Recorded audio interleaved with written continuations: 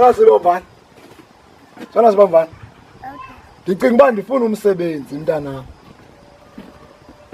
Ndingenza njani ukuze ndifumane umsebenzi? Bhala isikili sakho kwi-CV yakho.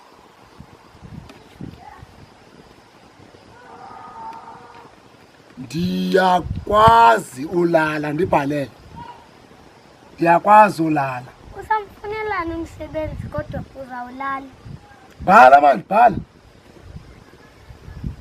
Xa kukho ingxaki ndingakwazi ukukhawuleza ndibaleke. Hayi tata, ubaleke.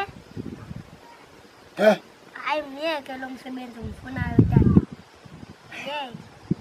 Bhala Sona sibambana mani, bhala ndifuna uqeshwa mani. Xa kungaphekwa kulo msebenzi ndiyakuyeka. Awuyeke kwangoku tata. Xa kungaphekwa Sona sibambana ndim lo ofuna umsebenzi. Bhala. Bhala. hayi tata ndiyakuyeka.